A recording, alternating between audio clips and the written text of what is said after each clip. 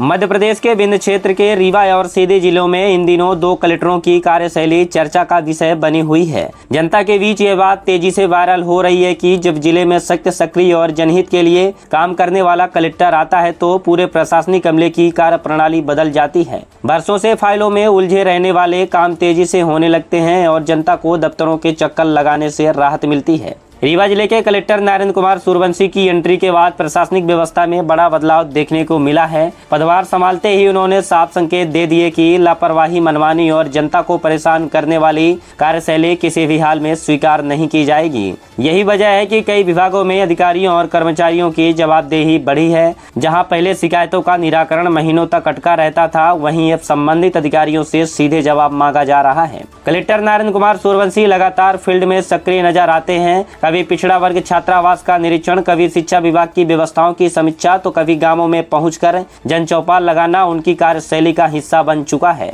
सबसे बड़ी बात यह है कि वे केवल समस्याएं सुनते नहीं बल्कि मौके पर ही संबंधित अधिकारियों को निर्देश देकर समाधान सुनिश्चित कराने का प्रयास भी करते हैं। यही कारण है कि मंगलवार की जन सुनवाई में बड़ी संख्या में लोग अपनी शिकायत लेकर पहुंच रहे हैं। लोगों का कहना है कि अब उन्हें विश्वास है कि उनकी बात सुनी जाएगी और कार्रवाई भी होगी। हाल ही में जब कलेक्टर नरेंद्र कुमार सूर्यवंशी अवकाश पर रहे तो जन सुनवाई में पहुंचे कई लोग उन्हें नहीं देखकर निराश नजर आए। कई लोग आवेदन लेकर वापस लौट गए हैं। इससे यह साफ दिखाई देता है कि जनता ने उनकी कार्यशैली पर भरोसा जताया है और सीधे उनके समक्ष अपनी समस्या रखना चाहती है। वहीं सीधी जिले में कलेक्टर विकास मिश्रा की एंट्री ने भी प्रशासनिक व्यवस्था को नई दिशा दी है। विकास मिश्रा लगातार गाँवों का दौरा कर रहे हैं, चौपाल लगाकर लोगों की समस्याएं सुन रहे हैं और मौके पर ही अधिकारियों को आवश्यक निर्देश दे रहे हैं। उनकी सक्रियता का अंदाजा इसी बात से लगाया जा सकता है कि वे कई बार बिना पूर्व सूचना के कार्यालयों का निरीक्षण कर लेते हैं। जहां लापरवाही मिलती है वहां जिम्मेदार अधिकारियों और कर्मचारियों की जमकर क्लास भी लगती है।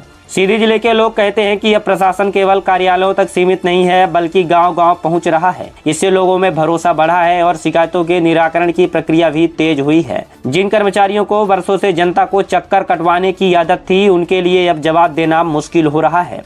फिलहाल विंध्य क्षेत्र में यह चर्चा आम हो चुकी है कि रीवा और सीधी को ऐसे कलेक्टर मिले हैं जिन्होंने एसी कमरों से बाहर निकलकर जनता के बीच जाकर काम करना चुना है। सख्त निगरानी, लगातार निरीक्षण, अधिकारियों की जवाबदेही तय करना और आम लोगों की समस्याओं की त्वरित समाधान करने की कोशिश ही उनकी पहचान बनती जा रही है। जनता का मानना है कि जब जिले का मुखिया सक्रिय और कड़क हो तो प्रशासन खुद ब खुद पटरी पर आ जाता है और बरसों से जमी सुस्ती पर करारा प्रहार होता है।